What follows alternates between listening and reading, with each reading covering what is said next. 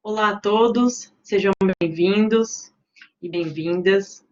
Meu nome é Miriam Esperidião de Araújo e eu sou a professora regente desse curso, a Educação Integral e o Desenvolvimento das Competências Socioemocionais nas Unidades Educacionais da cidade de São Paulo. Eu sou psicóloga, sou também mestre em Psicologia Social pela Universidade de São Paulo.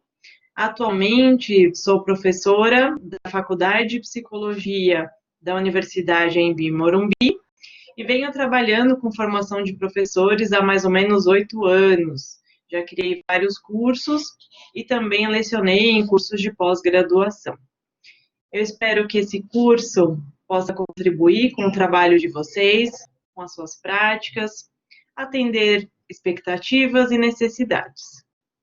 Então, vamos começar pelos objetivos do curso. Os objetivos desse curso são ampliar a compreensão acerca do desenvolvimento das competências socioemocionais e do papel potencializador da educação neste processo, reconhecer a importância da educação integral dos sujeitos, planejar e utilizar estratégias que promovam o desenvolvimento das competências socioemocionais integradas aos currículos, aos conteúdos curriculares, e aprimorar suas próprias habilidades sociais e emocionais para intervir nas interações produzidas e produtoras do cotidiano escolar, de modo a realizar ações conjuntas que beneficiem o desenvolvimento socioemocional de toda a comunidade escolar. Bom, para atingirmos esse objetivo, nós vamos percorrer os seguintes itens, os seguintes conteúdos, né? Essa vai ser a nossa trajetória. Primeiro, vamos contextualizar competência socioemocional, né? Contextualizar e conceituar o que significa, da onde, né, surgiu esse termo, de que forma, né, vem sendo utilizado. Depois vamos pensar na competência socioemocional ou habilidades socioemocionais na perspectiva do desenvolvimento humano. Como essas habilidades se desenvolvem e qual a relação dessas habilidades com as funções executivas. Um termo, um conceito hoje muito usado no campo das neurociências. Em seguida, vamos discutir sobre como as habilidades socioemocionais podem contribuir para o enfrentamento das situações de crises, como essa que nós estamos enfrentando, né, com a pandemia do Covid, que provocou essa situação de isolamento e uma série de mudanças nos nossos hábitos, nas nossas rotinas, inclusive nas nossas possibilidades, né, de lazer, dentre outras. Em seguida, que é o conteúdo, né, que nós vimos no módulo 2 desse curso, vamos pensar, colocar o foco sobre o contexto escolar, né, educacional. De que modo a educação pode potencializar o desenvolvimento dessas habilidades, tá? E, por fim, o que nós vimos no módulo 3, como colocar tudo isso em prática, né, que, no fim, é algo que nós ansiamos, né, precisamos saber, entender, compreender melhor. Não dá para a gente ficar só na teoria, precisamos também pensar na prática.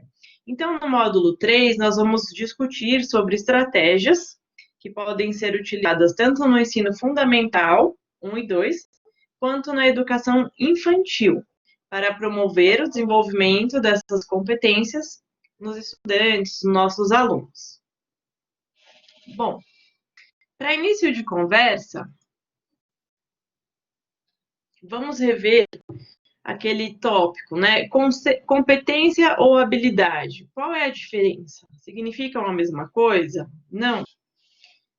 Eu coloquei aqui essa foto, né, dessa menininha fofinha cozinhando, porque isso tem a ver com o exemplo, né, que está lá na apostila. Nós podemos pensar o seguinte: para alguém ser capaz de cozinhar, essa pessoa precisa utilizar uma série de habilidades, né, de recursos, de capacidades. Por exemplo, precisa de organização, precisa também utilizar as suas habilidades matemáticas para medir, né?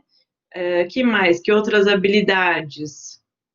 A noção de tempo, tantas outras habilidades, o conhecimento sobre os processos, né, do cozir, os instrumentos, como se utiliza esses instrumentos, dentre outros. Então, a gente pode chamar cozinhar como uma competência que engloba todas essas habilidades necessárias para a ação de cozinhar, né? Podemos pensar assim. Então, o conceito de competência engloba o de habilidades, tá? Vou até mostrar para vocês a definição do Perrenot. Perrenot, competência é uma capacidade ou semelhantes que mobiliza múltiplos recursos cognitivos de forma rápida, pertinente e criativa, o que nós podemos chamar de microcompetências ou de habilidades, né?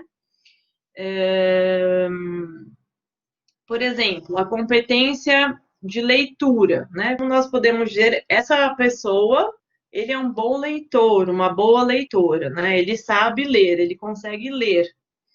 Alguém que consegue ler precisa também não só decodificar, nós sabemos, mas também interpretar, né? Então, a leitura requer as habilidades de compreensão, né, ou interpretação, decodificação, dentre outras, contextualização e tudo mais, tá bom?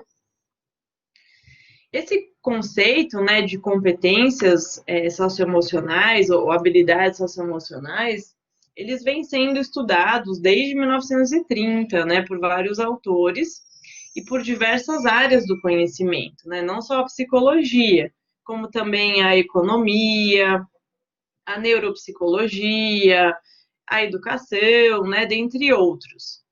Então, não existe um consenso, uma definição única, universal, para o conceito de competências socioemocionais.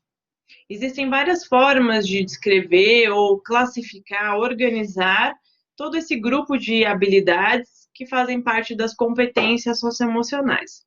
Nós vamos estudar aqui um deles, né, que é o Big Five. Mas antes, vamos ver aqui.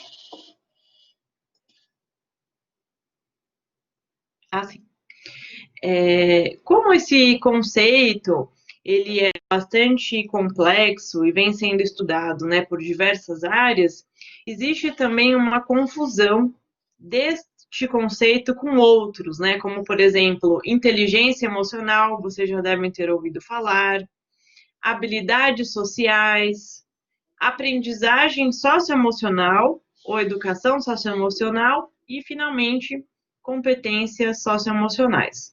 Vamos diferenciá-los? Então, eu imagino que vocês tenham lido, ouvido falar sobre um livro do Gardner, falando sobre inteligência emocional, né? Que mais ou menos, acho que em 2005, 2000, nessa época, ficou bastante famoso, né? Esse termo, esse conceito, essas publicações. A inteligência emocional diz respeito à capacidade de lidar com as emoções, né, de forma favorável, né? Então, por exemplo, a gente pode pensar na capacidade de autoconhecimento, eu preciso me conhecer para saber o que eu sinto, como eu funciono, e para eu poder lidar comigo mesmo, né? Então, o autoconhecimento foi colocado, categorizado como parte desse conceito inteligência emocional. Né? Empatia, ser capaz de me colocar no lugar de outras pessoas, capaz de ser sensível aos sentimentos, às emoções dos demais. Isso faz parte disso que nós podemos chamar de inteligência emocional, né? E algo que todos nós almejamos, imagino, na vida, é conseguir reagir de uma forma adequada diante de situações difíceis, né? Então, por exemplo, em um momento de briga, de discussão ou de frustração, muitas vezes nós perdemos o controle, deixamos a emoção, digamos assim, dominar as nossas ações e comportamentos. Quando a gente pensa em inteligência emocional, diz respeito a essa capacidade de conseguir me administrar emocionalmente, né? E não deixar, digamos assim, o líquido vazar do copo, né? A tampa explodir. O que não é fácil, requer exercício, requer prática, pode ser aprimorado, pode ser aprendido, então pode ser ensinado.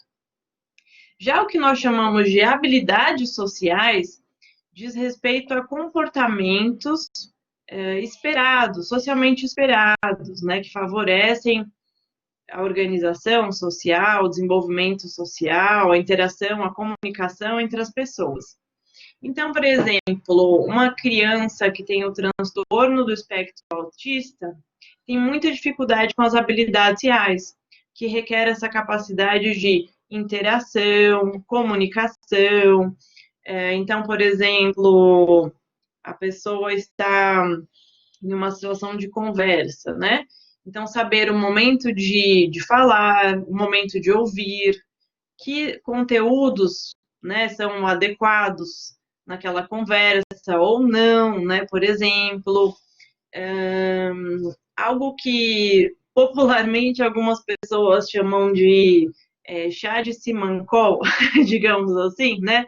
Usando um termo mais simples, mas essa noção, né, que nós temos para poder conviver, né? Então, numa sala de aula, por exemplo, a gente sabe que não é adequado começar a gritar e sair correndo e, sei lá, empurrar todo mundo enquanto nós estamos em uma atividade, né?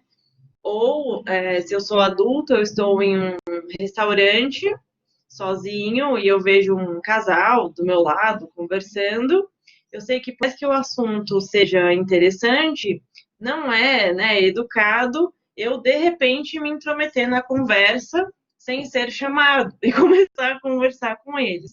Então, essas noções mínimas, né, noções básicas de comportamentos socialmente esperados, essas habilidades sociais que algumas crianças, né, adultos, enfim, que têm certos transtornos, né, como esse que eu mencionei, ou transtorno global do desenvolvimento, podem apresentar muita dificuldade, né, e não é uma dificuldade proposital, que tem a ver com preguiça ou qualquer outra questão moral, né, adjetiva.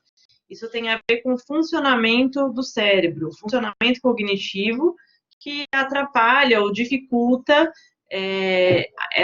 a noção desses repertórios mínimos, né? Por isso que isso precisa ser trabalhado muito mais ainda com essas crianças, tá? O que nós chamamos de aprendizagem socioemocional. Aprendizagem socioemocional ou educação socioemocional diz respeito a programas formulados, criados para implementar ou operacionalizar o trabalho com as competências socioemocionais nos contextos educativos. Então, são programas, né? Toda a escola participa, programas que fazem parte do currículo, no plano político-pedagógico da escola e tudo mais, tá? Então, gente, as competências socioemocionais, no fim, nada mais, nada menos, engloba, né, os conceitos de inteligência emocional e habilidades sociais. Tá? Engloba as duas coisas. Então, essas, digamos assim, habilidades estavam estanques, né, em conceitos, caixinhas separadas, e essa ideia, né, das competências socioemocionais foi juntar todas essas habilidades, né, num único bloco. Então, tanto as habilidades necessárias para a inteligência emocional, quanto às habilidades que fazem parte desse conhecimento social, né, digamos assim, essas habilidades sociais, esse repertório comportamental esperado, fazem parte das competências socioemocionais. Tá? Então, esse conceito da competência socioemocional, ele surgiu depois e veio englobar esses outros dois. Tudo bem? Ficou claro? Bom, então, gente, algo que eu gostaria de destacar nesse curso e que faz esse curso ter sentido é o seguinte: vou daqui a pouquinho falar mais sobre isso, mas reforço que essas competências, essas habilidades não são inatas. Nós não nascemos sabendo o que qual o repertório comportamental errado em determinada situação ou não. Isso é aprendido, né? Nós não nascemos sabendo, por exemplo, como nos organizar, ou mesmo a questão da empatia, né? Tudo isso pode ser desenvolvido e pode ser aprimorado até o último dia da nossa vida. Isso é muito bom, né? Nós adultos nos preocupamos muito com isso e pensamos, agora já não vai dar mais tempo. Agora, pronto, eu perdi o momento, aquela chance de ser desenvolvido bem, e isso agora eu não vou mais conseguir. Sim, nós podemos. É lógico que é mais trabalhoso, é mais demorado, mas nós podemos aprimorar todas essas habilidades. E devemos aproveitar esse momento da infância no qual as experiências, né, o cérebro ele ainda está em formação, em constituição, então as crianças têm uma facilidade muito maior para aprender, né? Então é um momento ideal mesmo para desenvolver essas habilidades que vão fazer parte da criança de toda a sua vida. Mas nós também podemos, então, aprender, praticar e ensinar todas essas habilidades. Isso, vou daqui a pouco propor uma atividade que eu acho bem interessante, que serve tanto para a gente discutir esse conteúdo do curso, quanto também para vocês se olharem um pouquinho para o autoconhecimento, tá bom? Então, aqui no curso, eu adotei a teoria do Big Five, que foi desenvolvida em 1930, tá? Nos Estados Unidos, agrupando esse conjunto de habilidades, né, que fazem parte das competências socioemocionais, em 5 grupos. Vamos ver quais são eles. Desde 1930, né, essa teoria vem sendo desenvolvida e aprimorada, tá? Então, Big Five, né, os 5 conjuntos. Abertura a novas experiências, consciência, ou conscienciosidade, né, em inglês, extroversão, amabilidade e estabilidade emocional, tá? São esses 5 conjuntos aqui de habilidades. Bom, aqui no Brasil, o Instituto Ayrton Senna também aderiu a essa teoria do Big Five, né, 5 conceitos, e eles ainda destrincharam, né, detalharam, colocaram, demonstraram quais outras habilidades fazem parte desses 5 conjuntos, né? Mostrando um total de 17. Nesse momento, eu gostaria que vocês pegassem uma folha, né, uma caneta, ou podem usar o computador, o celular, o que você quiser, para anotar suas respostas. Tá? Agora é o momento de se olhar, tá? De se conhecer um pouquinho mais. Se analisar, digamos assim, tá bom? Então é o seguinte, eu vou explicando cada uma dessas competências e eu vou pedir essa sim, tá? Para vocês se darem uma nota de 0 a 10 em relação a essa competência, né, ou habilidade, tá? Então, 0 significa nossa, sou péssimo nisso, não estou nada bem. E 10, nossa, tenho uma facilidade enorme com esse quesito, com essa questão. Tudo bem? Então, vocês vão se dando uma nota, tá? Primeiro, a capacidade de autogestão, de gerir a si mesmo, né? Que envolve determinação, né? O quanto que quando eu escolho um objetivo, eu me empenho para chegar até o fim?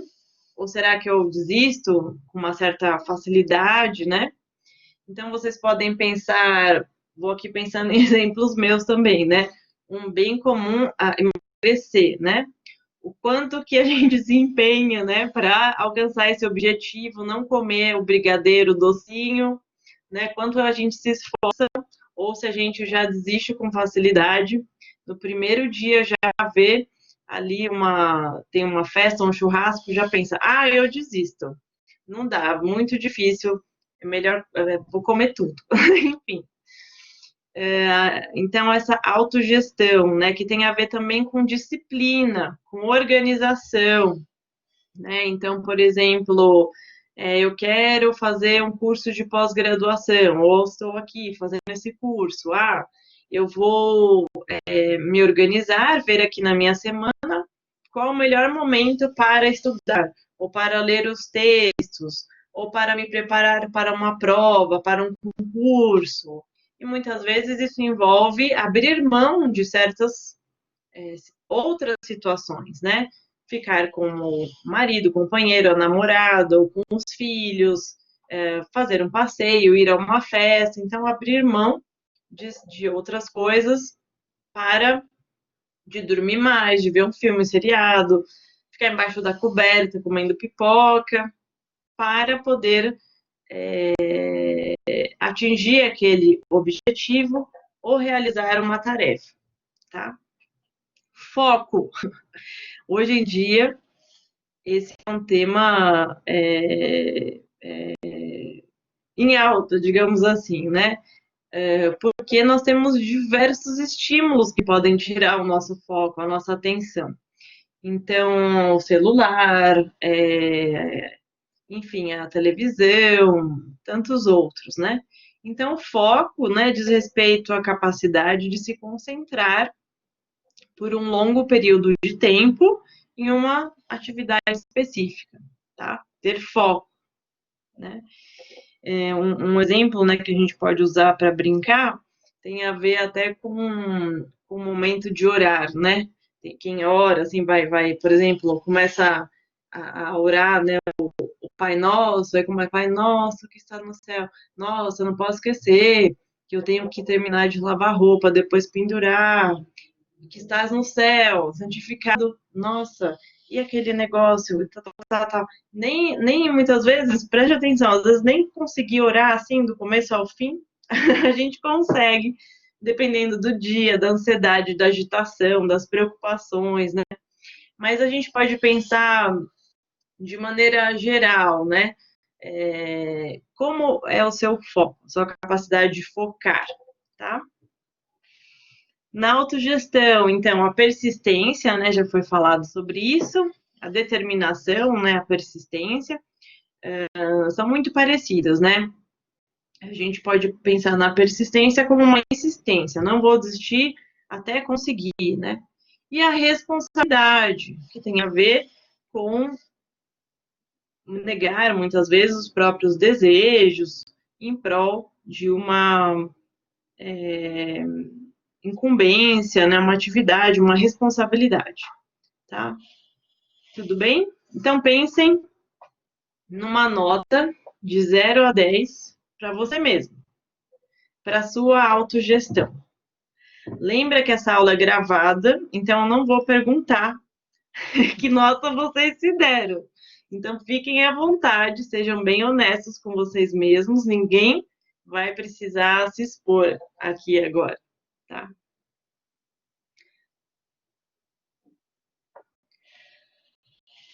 Segundo item, engajamento com os outros. Engajamento diz respeito a esse olhar para fora, né? Não ficar também tão voltado para o seu próprio umbigo, digamos assim, né? Ser capaz de olhar para as questões sociais, para o mundo, para as outras pessoas, outros modos de vida e preocupar-se, né? Então, a gente pode pensar em iniciativas sociais, assertividade, entusiasmo. Essa assertividade é uma habilidade muito importante e difícil, né, para todos nós. Pode ser aprendida, desenvolvida, e às vezes a gente precisa praticar muito para conseguir ser assertivo, né? O que é ser assertivo?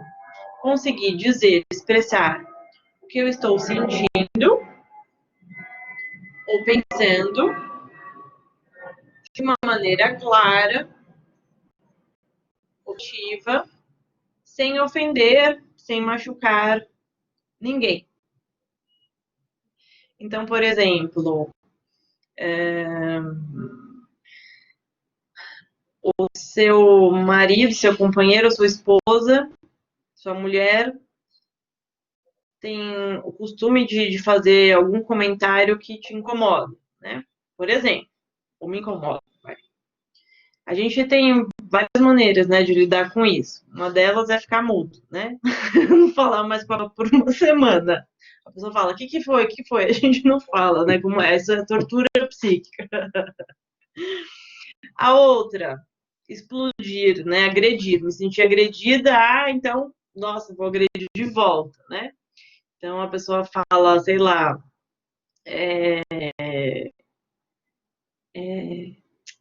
que bagunça essa casa, né? Tá, você tá achando que eu me esforço, você quer, eu tenho tanto tempo, você acha que eu não tenho mais nada pra fazer na vida, né? A gente já grita, explode, agride, você é folgado, folgado. Nossa, pronto, né? Acabou a conversa, né?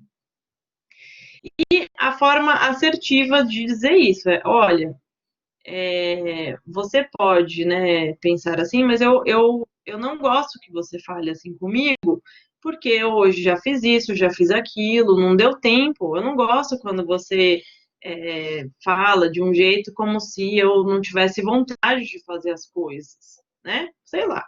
Não gosto que fale assim comigo, que use assim, eu fico chateado, eu acho que eu não mereço ouvir esse tipo de coisa. Você ia gostar, né? Que eu fizesse isso com você, enfim. Eu estou dando aqui alguns exemplos rápidos, mas falar de uma maneira assertiva, né? Por exemplo, com vendedor. Tem gente que tem tanta dificuldade de falar não, que vai numa lojinha, agora não, né? Mas antes da pandemia, né? Ia numa lojinha e aí, por exemplo, a vendedora mostrava três camisetas.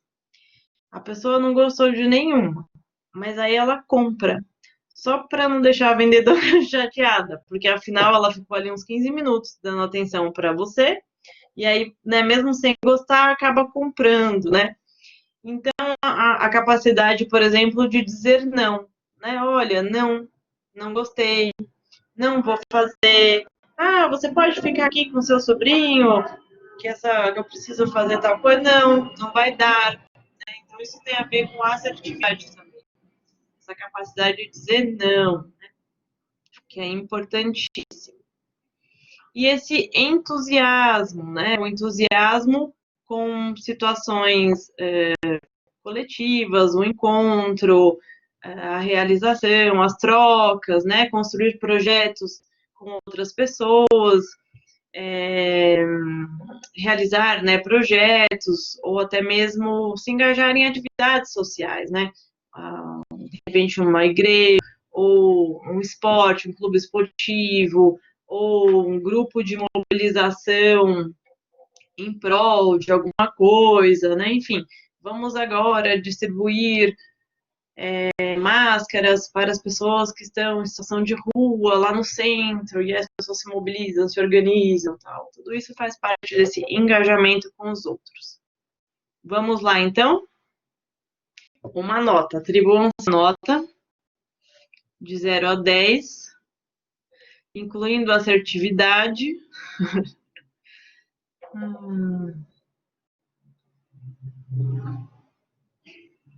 Pronto? Amabilidade. O terceiro. Amabilidade. Amabilidade.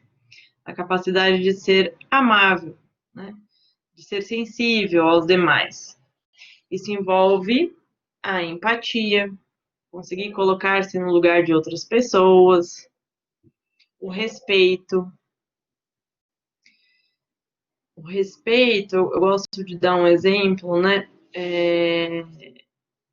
Eu não preciso amar a todos, mas eu posso respeitar a todos, né? Amar é difícil, amar todo mundo, né? Mas respeitar é possível. Todos nós somos dignos de respeito. E respeitar envolve saber tolerar, ter paciência, conviver, apesar, de repente, das outras pessoas ou da outra pessoa ter outras opiniões diferentes, né? Então, por exemplo, eu sou a favor do aborto, ela é contra, então a gente não pode ficar na mesma sala, senão não vai dar. Então, claro que dá, não tem problema. As pessoas não precisam pensar da mesma forma, ser iguais, né? Nós podemos conviver, respeitar. Ou, vou dar um exemplo aqui, esse grupo aqui é o grupo que defende a consciência fonológica. Não, esse aqui é o grupo Emília Ferreiro. Não. Não dá. A gente não consegue, não vai conseguir fazer nada junto. Sim, é possível trabalhar com pessoas que tenham concepções diferentes, de vistas diferentes sobre as mesmas coisas, né? Então, essa capacidade de respeitar, conviver, trabalhar, tolerar, e é algo que está bem em falta, né, ultimamente, se a gente pensar nessa questão aí de cancelamento, né, sair cancelando as pessoas nas redes sociais, colocar no paredão, excluir, né, é algo que precisa ser bastante trabalhado, porque é muito fácil. Excluir é a coisa mais fácil, né? A gente exclui. Vamos fazer como antigamente. Eu estou incomodada. Estamos incomodados com essas pessoas aqui em situações de rua. As pessoas com deficiência. Nossa, que coisa esquisita. Tá me incomodando? Simples. Vamos colocar todos em trens e mandar para um sanatório, né? Como aconteceu na época da higienização. Tranca todo mundo lá. Pronto, né? Não me incomoda mais. Os olhos não veem e o coração não sente. Tá resolvida a questão? Não tá, né? Não é nem algo a ser como se as pessoas fossem o problema, né? O problema é não saber lidar com as diferenças, né? Aí que tá.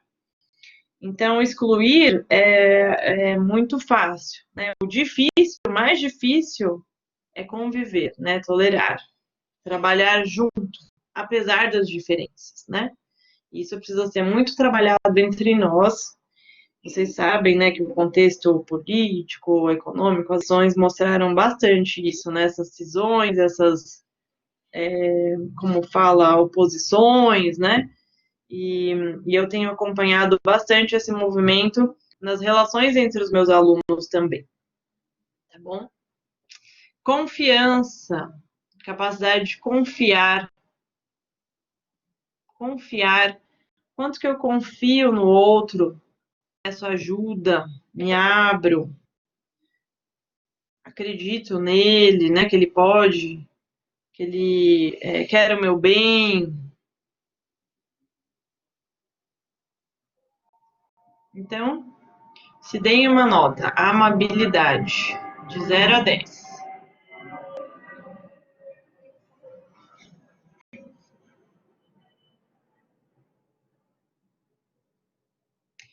Próximo item, resiliência emocional. Esse termo que veio da física, né, capacidade do material retomar a sua forma original, né, mesmo depois de digamos assim, um trauma, né. Então, diz respeito à nossa capacidade de superar situações difíceis ou enfrentar situações difíceis. Por exemplo, quando a gente perde alguém morre, lógico que é natural, esperado, nós ficarmos tristes, angustiados, abatidos por um tempo. mas depois nós conseguimos passar por isso, né? E transmutar esses sentimentos em saudade, em memórias positivas, né? Dentre outras coisas. Então, por exemplo, lidar com perdas, né? O término de um relacionamento, dependendo também, gente, é lógico, né? Isso tem muito a ver com a saúde psíquica da pessoa naquele momento. Tem gente que se separa e aí a pessoa se suicida, né? Como já aconteceu tantas vezes, não aguenta, ou perde o trabalho e acha que a vida acabou, né? Então, isso tem a ver com essa questão, com essa estrutura emocional também, é óbvio, né? Nós podemos, de repente, estar num momento de mais vulnerabilidade e outros no momento mais fortalecidos para lidar com certas coisas, tá? Então, essa resiliência diz respeito a essa capacidade de geral, né? De lidar, por exemplo, vamos pensar nas crianças, né? Perder um jogo, chutar a bola e não acertar o gol. Tem crianças que na primeira tentativa erram e já ficam tristes ou não querem mais brincar, né? Ou não pode perder um jogo nunca, né? Porque é inadmissível, sabe? Então, a gente pode trabalhar essa questão, né? A tolerância à frustração, então você não vai ganhar esse brinquedo agora, não pode comer essa bolacha, ou a gente tinha combinado que ia fazer um passeio, mas não vai dar, né? Como que a gente lida com esses nãos que fazem parte da vida, né? Não conseguir alcançar um objetivo, alcançar algo desejado, algo que a gente esperava, tá? E a resiliência também tem a ver com a autoconfiança, né? Como eu me vejo, autoconfiança, autoimagem, o quanto que eu confio em mim, nas minhas capacidades, né, de enfrentamento, o quanto eu sei que eu sou capaz, né, de passar por isso, sobreviver a isso, que é o oposto de insegurança, né, medos. Então, às vezes, diante o extremo oposto seria a pessoa sempre se acha não a última bolacha do pacote, não, a última dos últimos, né? E aí a pessoa, de repente, não fala numa reunião, não se expõe, não mostra suas ideias, porque acha que tudo que ela pode dizer que os outros vão ver de uma maneira muito negativa, né? Então, isso atrapalha muito a vida. O outro oposto também, a autoconfiança em excesso, né? A pessoa se achar assim, agora sim, a última bolacha do pacote, e aí não respeitar ninguém, né? Não ter essa noção, isso que a gente chama de habilidades sociais mínimas, né? E também pode tender para o desrespeito, para o autoritarismo, torna-se um rolo compressor, né? Na fila de outra pessoa, na vida de outra pessoa, e aí fica muito complicado, é muito difícil conviver com pessoas assim também, né? Que se acham deuses, muito difícil, né? Então vamos lá, uma nota para vocês. Resiliência emocional. Nossa, isso também tem a ver, por exemplo, a pessoa recebe um diagnóstico, né, de uma doença como câncer ou HIV, né, como lidar com isso, tudo isso tem a ver. Como lidar com as frustrações, com as perdas, com a autoconfiança. Vamos lá, se deem uma nota de 0 a 10.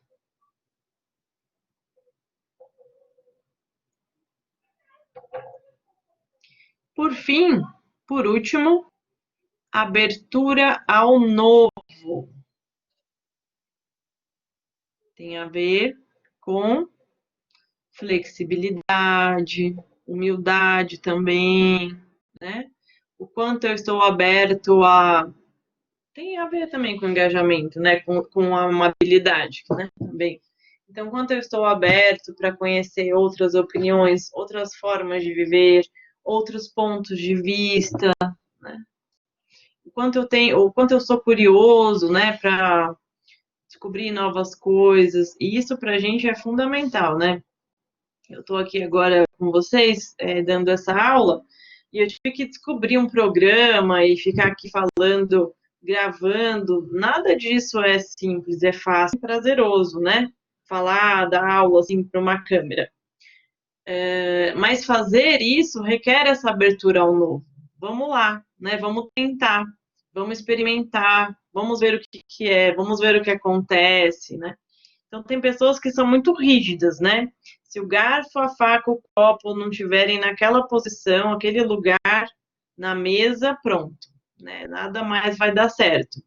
Estou aqui exagerando, mas assim, tem pessoas que, por exemplo, vão fazer uma viagem, tem que cronometrar cada segundo da viagem. Ó, aqui abre porta-mala, tira a mala, desce, guarda as roupas, tal, tal, tal, né?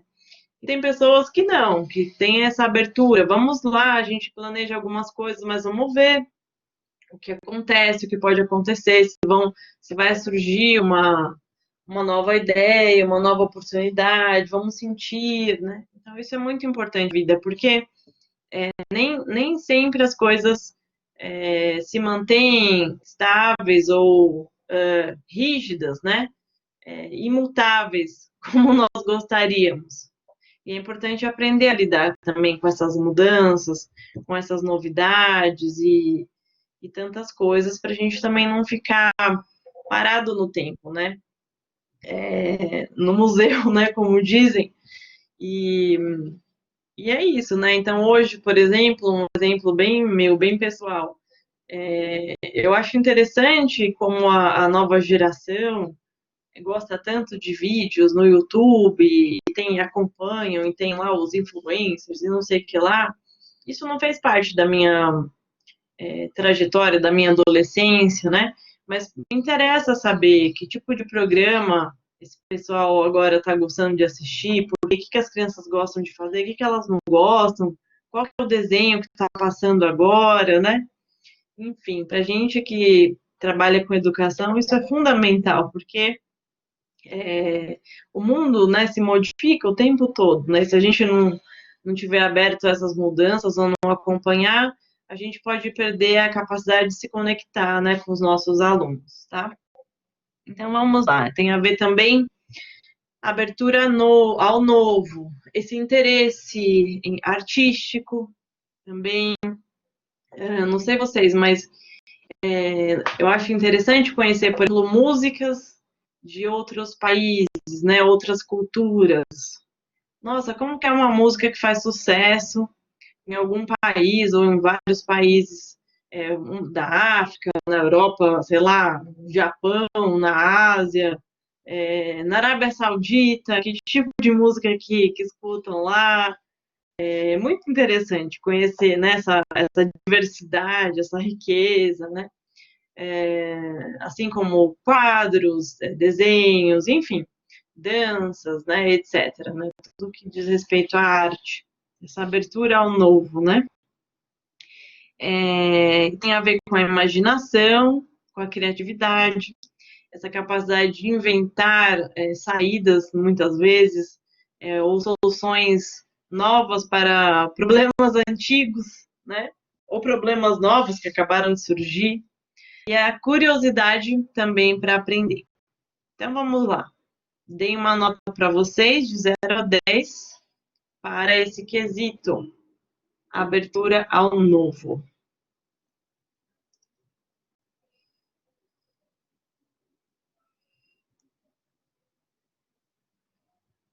Pronto? Agora, eu proponho que vocês grifem ou circulem pelo menos duas dessas macrocompetências, né, que englobam essas habilidades. Duas, circulem aí, cujas notas ficaram abaixo de 6.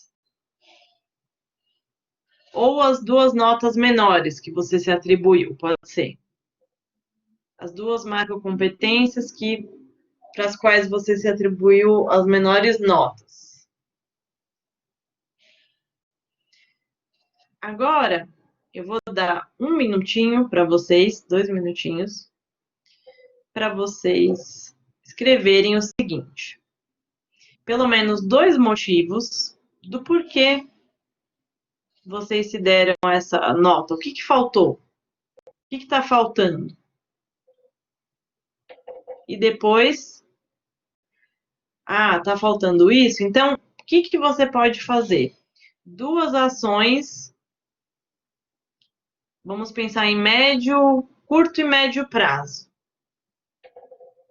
tá? 2 ações para agora, para ontem, para amanhã, já. Você pode fazer para aprimorar essa habilidade ou essa macrocompetência. Tá bom? 2 minutos. 1 minutinho. Vai lá.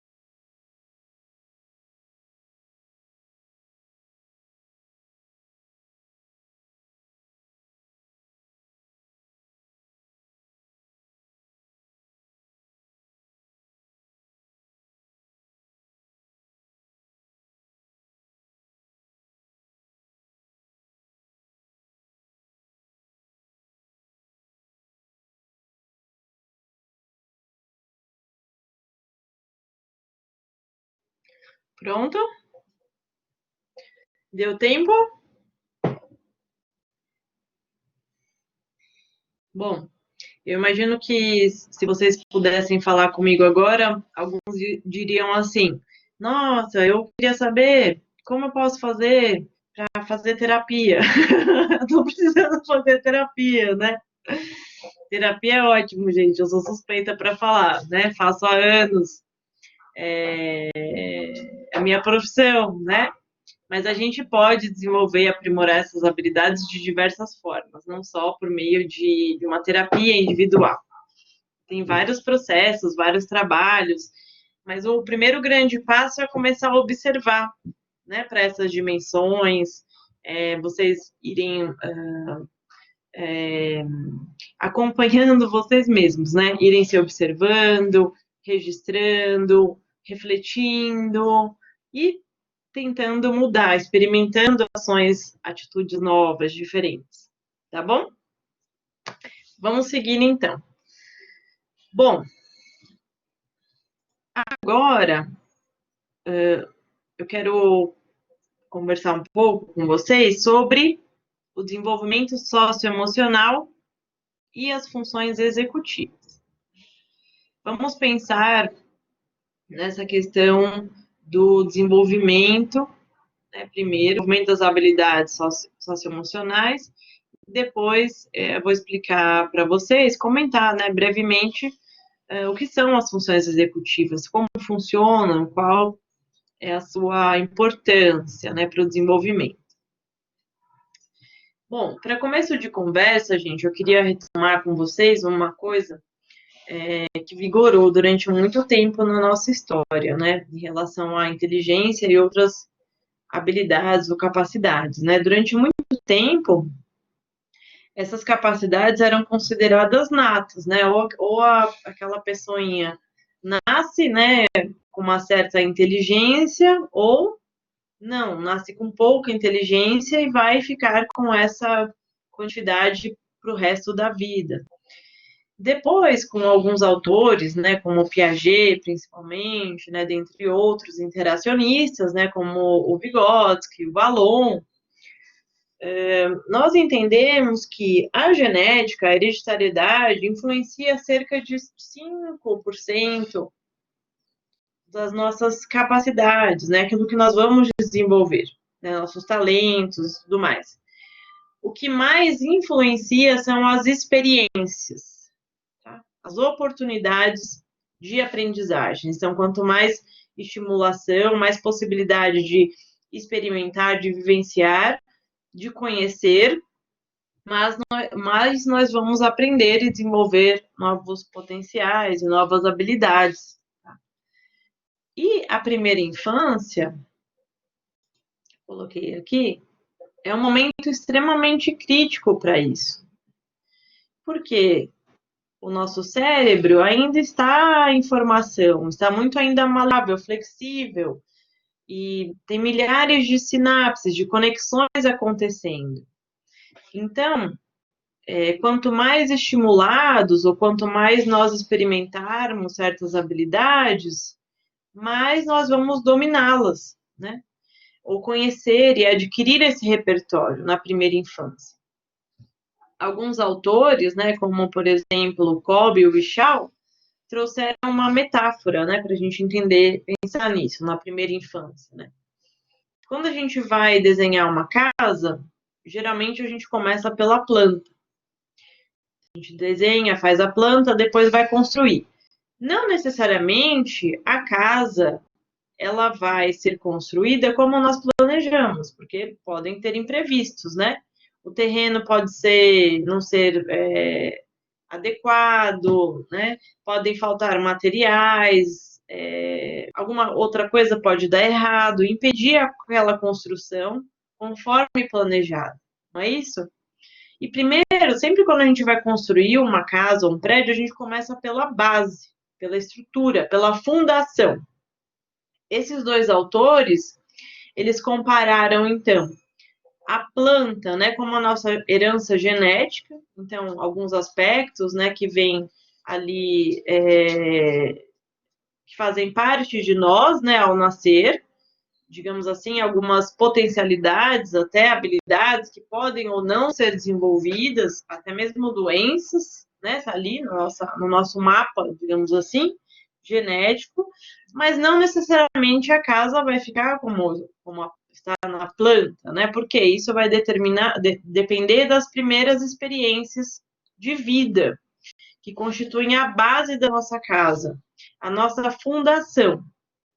Então, essas experiências de vida, né, especialmente até os 5, 6 anos de vida, são as mais importantes para o nosso funcionamento, para as nossas aquisições, para o desenvolvimento emocional, para o desenvolvimento intelectual, para o desenvolvimento físico. Então, se as experiências elas não forem satisfatórias, ou tiverem falhas, ou traumas, enfim, o que a gente vai ter? Uma base que não é forte. Essa casa pode, digamos assim, ficar bamba, ou cair, ou enfim, né? Se a nossa base, né, a nossa fundação, ela for sólida, for forte, a casa também vai ficar ali, firme, né? Então, as primeiras experiências de vida, vocês pensaram na história dos três porquinhos? Eu pensei, né? A casa de madeira, de tijolo, enfim, pode ser também. A gente pode até usar essa analogia, né, para pensar nas experiências e que tipo de material, né, propiciaria, né, para essa casa, né? Mas essas primeiras experiências, então, elas vão construir, né, oferecer uma série de conexões, uma série de formações, de sinapses, vão preparar o cérebro para as aquisições futuras, para o que a gente vai desenvolver depois, posteriormente. Então, os primeiros anos de vida fornecem essa base para o que vai vir depois. Tá? Por isso que é a fase mais importante, né? No campo da psicologia, da psicanálise, inclusive, alguns autores, como o próprio Freud, menciona que a nossa personalidade, a nossa estrutura mais profunda de personalidade, já está pronta ali com 6 aninhos de vida, 7 aninhos de vida. A gente já tem a nossa personalidade desenvolvida, né, formada, tá? Então, isso não significa que depois a gente não possa aprimorar, mas é mais complicado, né? Vamos supor que aqui eu tenho uma base frágil.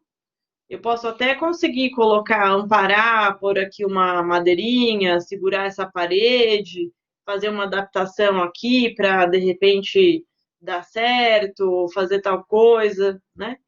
Mas é óbvio que quanto melhor essa base for estruturada, melhor vai ser o resto da construção.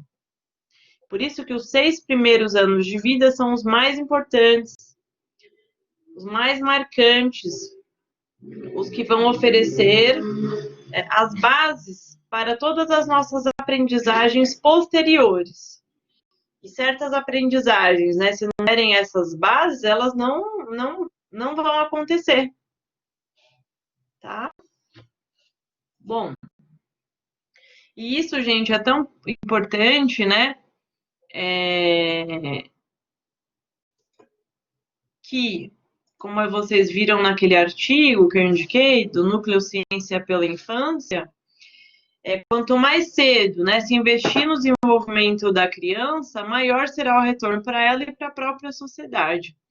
Vale muito a pena assistir aquele vídeo do Super Cérebro, que está indicado lá em Saiba Mais, sobre a arquitetura do cérebro, tá? Vale a pena assistir. Então, hoje em dia, né, essa questão da primeira infância está cada vez mais em voga, né? Olha só aqui, vários países, né, perceberam que a primeira infância, né, é uma prioridade. Por isso que tem construído um amplo espectro de políticas públicas voltadas a programas de cuidados primários, de saúde e educação, promovendo boas condições desde a gravidez, né? Desde esse momento da maternidade, né? Da gestação e maternidade, enfim, garantindo a nutrição adequada, políticas de apoio social, a partir das evidências de implicações socioeconômicas positivas em um longo prazo. Um outro material que acho bem válido são 2 vídeos, eles estão disponíveis no Netflix, que é esse documentário O Começo da Vida, muito bom, vale muito a pena assistir, tá? Fala sobre a importância dessas aquisições na primeira infância, o funcionamento do cérebro do bebê, né, como a criança pensa, o que ela pensa, como ela aprende, o que aprende, tudo mais, é muito rico. E esse é A Vida Secreta dos Bebês também, tá? Os 2 são muito, muito válidos. Para quem se interessa, vale a pena. Então, gente, se eu aqui, por falar nos bebês, olha o barulhinho ali, mas não é um bebê, é um cachorrinho que está mordendo o ursinho. Se eu comentei, né, que as experiências na primeira infância são bases, né, ou consolidam as que vêm a seguir, e as habilidades socioemocionais são aprendidas, ou a inteligência mesmo, ela é estimulada, ela depende das experiências, nós, então, precisamos propiciar experiências que favoreçam essas habilidades, a construção, o desenvolvimento dessas habilidades desde o começo da vida. Tá? Quanto mais bem estimuladas, né, desenvolvidas, melhor. Tá bom? Funções executivas. Só um aspecto que eu aqui pensei. Quanto mais bem desenvolvidas, melhor, porque diversos estudos mostram que quanto mais bem a pessoa pessoa tem essas habilidades sociais, socioemocionais desenvolvidas, ela tem mais chances de desenvolver relacionamentos saudáveis, ela se sai melhor nos estudos, apresenta um bom desempenho, ela tem uma qualidade psíquica, uma saúde emocional mais alta em relação a outras pessoas. As habilidades socioemocionais também podem prevenir situações de violência doméstica, de bullying, por exemplo, ou enfrentamento, né? Estrutura para enfrentar, né, essas situações. De maneira geral, as habilidades socioemocionais favorecem a vida, o viver, são essenciais, né, para que a gente consiga estudar, trabalhar, amar, aprender, viajar, né, enfim, viver de uma maneira saudável, tá? Então, é importante nesse sentido. Tudo bem? Funções executivas e aprendizagem.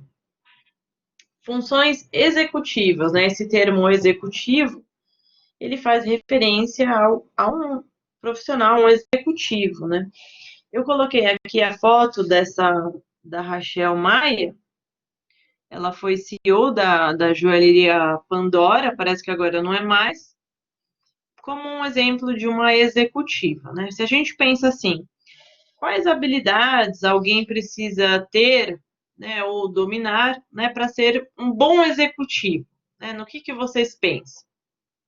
Para a pessoa ser, então, CEO, né, ou né, o diretor nacional, ou o diretor da escola, que habilidades que essa pessoa precisa ter para ser um bom diretor? É claro, né, para ser um bom CEO. O que vocês pensam? Se vocês pensam, diriam assim, por exemplo, ele precisa ser organizado, sem dúvida. Organização, né? Sem organização não tem como coordenar e gerenciar uma série de processos e de ações, né? Que fazem parte do funcionamento daquela instituição, tá? Que mais? Atenção, precisa ser atento. Se for muito distraído, pode perder prazos, esquecer-se de compromissos e outras coisas. Exatamente. Isso também tem a ver com a organização. Precisa ter foco, sim. Né? Que mais? Além do foco, da organização, uma boa memória? Sem dúvida. A memória é fundamental, né? Para que eu possa me lembrar do que eu tenho que fazer, para que eu possa desenvolver um raciocínio com começo, meio e fim, é uma função básica a memória, né?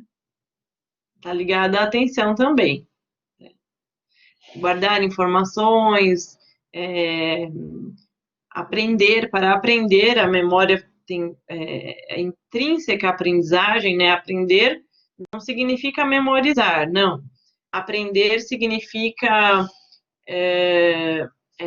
incorporar essa informação, esse conhecimento em você, em mim, em nós, né?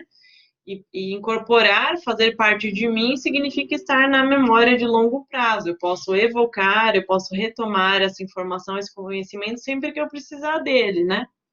Então, no sentido neurocientífico, né, neuropsicológico, aprender né, guardar memória de longo prazo, né?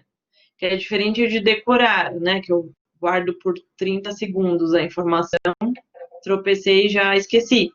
Isso não é aprender, né? Aprender é guardar para sempre, né? O que a gente muitas vezes gostaria que acontecesse com os nossos alunos, né? Eu queria que você nunca mais esquecesse isso que eu estou te ensinando agora, isso é importante, né?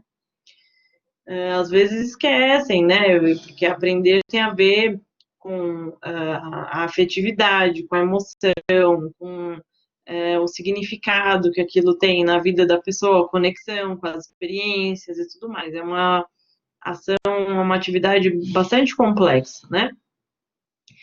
Bom, então voltando aqui para o executivo, eu coloquei aqui nesse guarda-chuva diversas habilidades que fazem parte das funções executivas. Por exemplo, a capacidade de planejamento, controlar impulsos, né? Ele me agrediu. Por que você bateu nele? Porque ele me agrediu, né? Então, em vez de agredir, ser capaz de respirar, contar até 10 e chamar a professora, em vez de dar um soco no coleguinha, né? Controlar impulsos, saber ficar quieto, não falar quando é o momento de ficar quieto, esperar sua vez, né? Tantos outras situações, né, que a gente pode usar. A organização, saber priorizar, então, o que é urgente, o que eu preciso fazer agora, o que eu posso fazer depois, a memória, ser capaz de conferir ou de analisar a situação, né? E a atenção. Tudo isso, todas essas funções fazem parte do guarda-chuva, né? Guarda-chuva no sentido de tangente, desse guarda-chuva que a gente chama de funções executivas, né? São funções, habilidades essenciais para a aprendizagem, né? Vários estudos mostram que alunos que têm as suas funções executivas mais bem desenvolvidas têm um melhor desempenho. A relação é direta, é íntima. Quanto melhor as funções executivas dessa pessoa, mais bem, né, melhor um desempenho melhor ela apresenta nos estudos também. É uma relação sine qua non, tá? Então, pensando aqui, vocês veem que as funções executivas também fazem parte das habilidades socioemocionais? Tá? Elas também fazem parte, né? São outros componentes, mas estão interligadas às habilidades socioemocionais. Tá? Um outro exemplo que eu gosto de dar aqui sobre as funções executivas é esse quarto, né? Por exemplo, não é da minha filha, não é meu, mas esse quarto, né? Se eu digo assim, olha, fulano, eu preciso urgente achar aquele documento, aquele livro, né? Urgente, para ontem. Pega o livro, né? Quanto tempo a pessoa vai levar para achar aquilo, né? Algo que precisa aqui. Então, essa bagunça, esse quarto, o retrato desse quarto, ele pode representar crianças ou pessoas que não têm as suas funções executivas bem desenvolvidas, né? E o que isso provoca, né? Essa desorganização, esse caos, digamos assim, essa desorganização, a dificuldade, né, em enxergar as coisas com clareza, em realizar processos, procedimentos, tá? Dentre outras. Só um minutinho.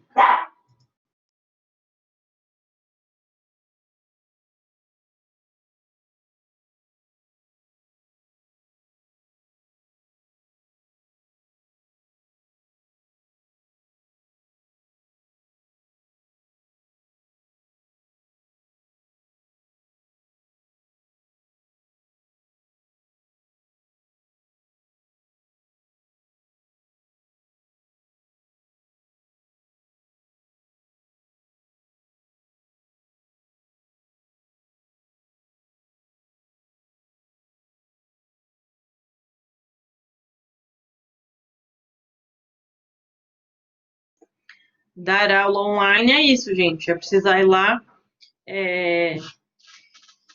retirar o cachorro do local, que não era para ele estar agora latindo, né?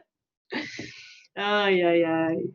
Então, só interfere, só atrapalha a vida, a gente perde tempo, leva muito mais tempo para fazer uma ação, uma atividade, muitas vezes por conta da desorganização, né?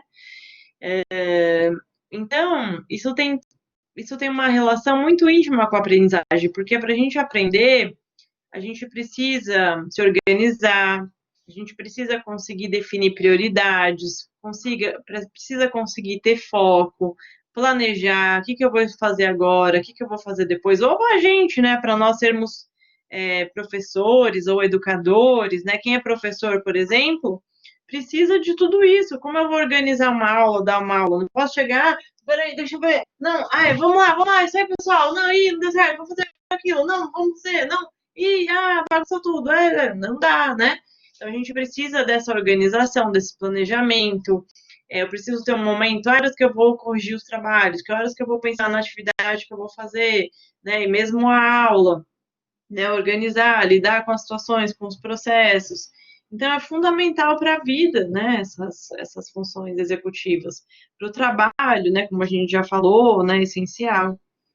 Tá bom? E tem uma íntima relação com as habilidades socioemocionais.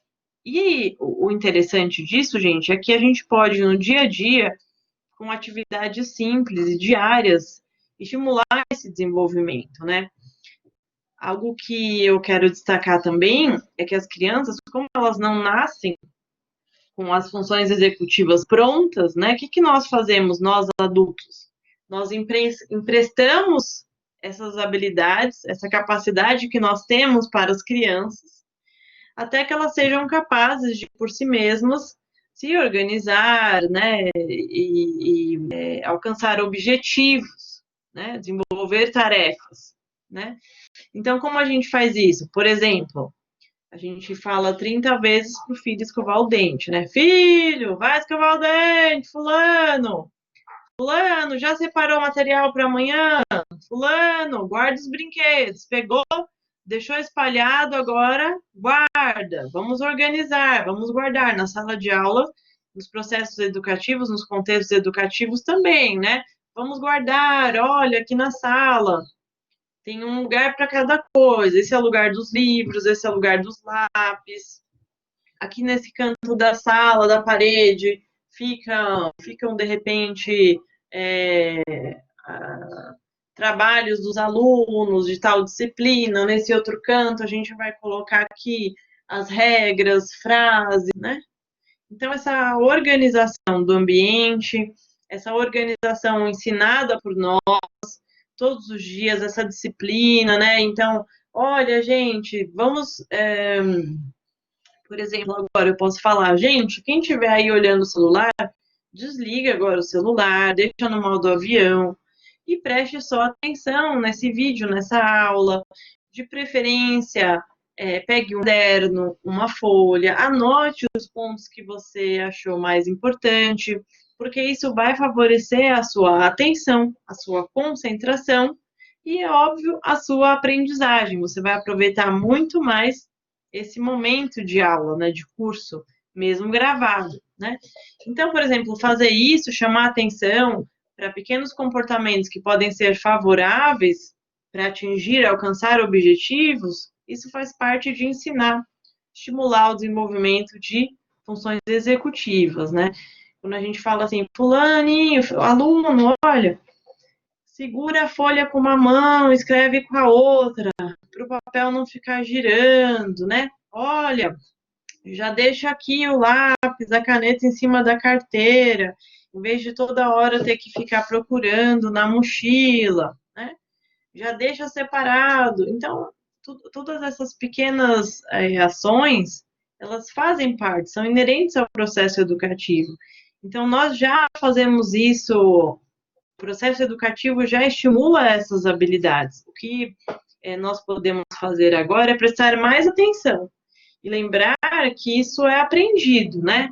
Então, às vezes a gente, né, pode até dizer assim, mas eu devia aprender isso em casa, né? Vem na escola e assim não sabe fazer isso, sabe aquilo.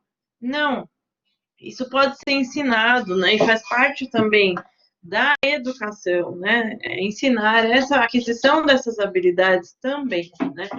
Então, tem crianças que têm contextos de vida muito caóticos, né? Por uma situação de pobreza, né? De vulnerabilidade. Tem gente que mora num cômodo só, um colchão com 5, 6 pessoas, ou divide um armário para a família inteira, ou a própria família, os pais não sabem como dobrar roupas ou se organizar, né? E tem vários estudos que mostram que mesmo quando a família, por exemplo, não tem essa estrutura, esses conhecimentos, então, para serem modelos para as crianças, a escola é esse modelo e tem muito mais influência do que a família nessas aprendizagens, tá? Porque a criança passa bastante tempo na escola, né? Vai todos os dias, então a gente pode ensinar essa criança, né, a, por exemplo, se organizar, tá? A questão da rotina, gente, rotina, né? Regras, o que pode, o que não pode fazer, isso é fundamental para a organização interna, a organização psíquica, para o fluir da vida, né? Isso é fundamental, tá? Bom, por fim, que é o módulo 1 ainda, habilidades socioemocionais na pandemia, né? O que tem a ver com a pandemia, essas habilidades, né? Então vamos pensar, gente, nesse contexto, né, que trouxe para a gente aí essa mudança abrupta. Para nós, professores, então, né, uma readaptação, reorganização geral, assim, de, né, como ensinar, o que fazer, enfim, para as crianças também. E provocou uma série de sentimentos, né, como angústia, medo, solidão. Eu posso dizer, como psicóloga, como o conselho orientou que nós oferecêssemos trabalhos voluntários, né, obrigatoriamente para atender a população, o número de pessoas que procuraram os grupos de psicologia, né, foi enorme, né, a gente já, em um mês, a gente tinha uma fila de espera enorme, né, então, pessoas que já tinham doenças, algum tipo de doença mental, algum tipo de transtorno, né, como síndrome do pânico, transtorno ansioso ou depressivo, os sintomas se acirraram, né, com a pandemia, com essa situação de isolamento, né. Isso trouxe impacto para todos, especialmente para as crianças, né, então essa situação de não poder mais ir para a escola, brincar, ver os amiguinhos, né, ver os professores, os outros funcionários da escola, ter saudades, né? Ficar o dia inteiro, às vezes, em casa. É muito estressante, né? Muito cansativo para todo mundo. Então, para enfrentar essas situações, algumas pesquisas, né, têm mostrado que o trabalho com as habilidades socioemocionais pode favorecer isso, né? Então, de que maneira? A gente trabalhar com as emoções, primeiro, né? A gente em casa mesmo. E nós, como professores e educadores, podemos fazer isso, né? Fomentar isso mesmo à distância, né? Com os pais, com as famílias, né? Então, por exemplo, como esse momento, apesar de trazer tanta essa crise, né? Essas angústias, pode ser um momento também para a gente se aproximar mais da família. Então, é interessante os pais destinarem momentos para estar com as crianças, né? De repente, lendo um livro, fazendo jogando um jogo, uma brincadeira, uma atividade em conjunto, fazer momentos de conversa sobre como todos estão se sentindo, né? O que está acontecendo. É um bom momento também para desenvolver mais o autoconhecimento, porque as pessoas estão se olhando mais, ficando mais consigo mesmas, estão se olhando mais. Então, trabalhar isso, né? Escrever sobre isso, fazer, de repente, diários, né? Tem uma série de sugestões que podem ser aproveitadas nesse momento para desenvolver essas habilidades, né? Mesmo lidar com as dificuldades. Então, pensar junto com as crianças, o que está difícil, o que pode ser feito com os estudantes, né? Que estratégias que a gente pode usar para enfrentar essa situação, né? Dentre outras, tá? Então, aqui eu coloquei essa imagem, esse desenho. A Unicef, né, fez um trabalho pedindo para que as crianças mandassem desenhos, né, sobre como estão sentindo na pandemia, né, e esse é um deles, né. Tem vários desenhos muito interessantes, a saudade da escola, né, dos professores e os professores e os funcionários também, saudade dos alunos, né, das crianças, né. E o que que a gente faz com isso? Então, teve uma série de iniciativas, né, que a gente já viu noticiada na mídia, de professora que recebeu desenhos dos alunos, ou presente, fizeram surpresa, né, dentre outras. E o que que a gente vê nessa situação? O quanto que as relações sociais, a proximidade, ela faz falta, né? Quanto que é importante, quanto são importantes, inerentes à vida, tá? Aqui, por exemplo, tem a ver com tarefas domésticas. Não é trabalho infantil, né, gente? É assim, de repente, pedir para as crianças também ajudarem nas tarefas. Então, olha, eu vou fazer um almoço, uma comida, vem me ajudar. Vamos aqui arrumar as camas, você me ajuda, segura desse lado, eu desse, vamos varrer. Então, essas pequenas essas atividades, né, do dia a dia, que fazem parte da organização da casa, elas podem ser, as crianças podem auxiliar, né? Isso é importante também para o desenvolvimento delas, para essa sensação de estar participando, de estar colaborando, né? Elas podem desenvolver as capacidades de organização, atenção, tudo isso também por meio dessas atividades, tá? Bom, então a gente vê que as habilidades socioemocionais, né, trabalham com a capacidade de lidar consigo mesmo, né? Então, autopercepção, autoestima, resiliência, lidar com os outros, trabalha essa questão da comunicação, relacionamento, o lidar com desafios e especificamente o lidar com os desafios, né? Como a gente cria estratégias ou faz escolhas socialmente saudáveis ou responsáveis. Aí tem a ver com usar a máscara, não usar máscara, faz festa, não faz festa. Isso não é, eu posso contaminar a minha avó, então não vou sair, né?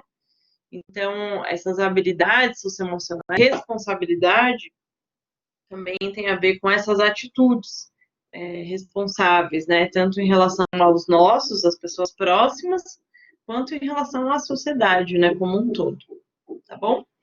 Gente, eu vou fazer uma paradinha, vou interromper esse vídeo e no próximo vídeo a gente vê, então, mais especificamente a questão das habilidades socioemocionais no contexto educativo, tá bom?